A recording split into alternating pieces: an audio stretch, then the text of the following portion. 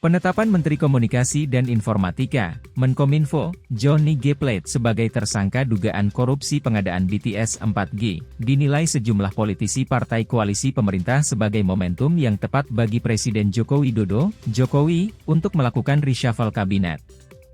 Ketua-ketua DPP PPP Ahmad Baidowi mengatakan reshuffle bagi menteri ataupun pejabat yang terjerat kasus hukum adalah keniscayaan yang lazim dilakukan oleh Presiden Jokowi.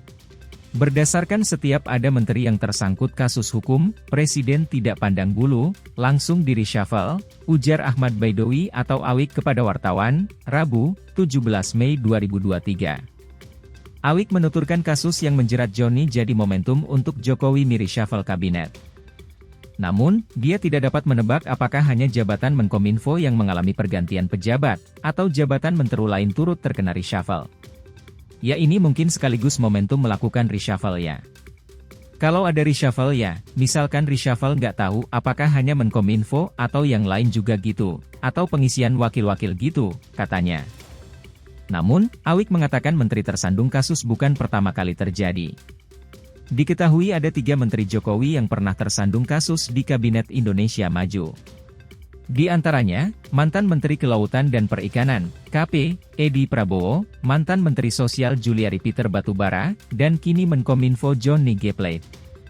Tapi biasanya kalau ada kasus menteri tersandung kasus hukum, beliau langsung mengambil tindakan, dan itu terjadi pada periode pertama beliau memimpin, dan juga pada periode kedua beliau memimpin begitu. Tidak main-main dengan soal hukum, tuturnya. Komentar senada juga dilontarkan Ketua Dewan Pakar PAN Derajat Wibowo yang menilai Jokowi sudah seharusnya melakukan perombakan kabinet atau reshuffle kabinet.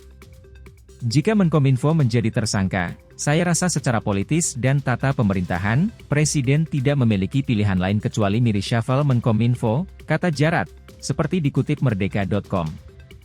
Dia menyebut, akan menimbulkan kegaduhan jika Presiden tidak segera melakukan reshuffle kabinet.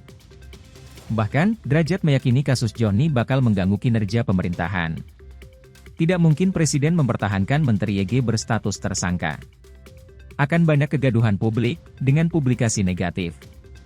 Tata pemerintahan terganggu karena para birokrat menjadi gamang menjalankan perintah menteri yang tersangka, kinerja kementerian jadi terganggu, ujarnya. Sebelumnya, Kejagung menetapkan Menkominfo Johnny G. Plate sebagai tersangka kasus dugaan korupsi proyek BTS. Plate ditahan di Rutan Salemba Cabang Kejagung untuk 20 hari ke depan.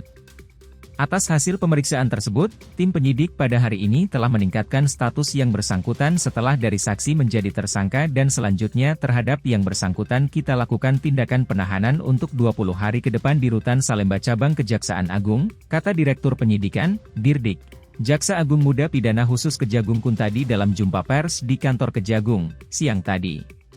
Penetapan tersangka itu dilakukan setelah Kejagung memeriksa Plate hari ini. Kejagung menemukan cukup bukti mengenai keterlibatan Plate dalam proyek BTS.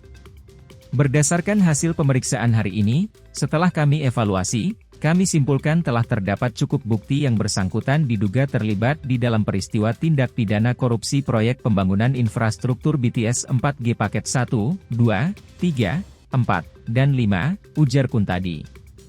Kasus korupsi ini terkait proyek penyediaan infrastruktur BTS 4G infrastruktur pendukung paket 1, 2, 3, 4, 5 Bakti Kominfo tahun 2020 hingga 2022. Kasus ini diduga merugikan negara mencapai 8 triliun rupiah.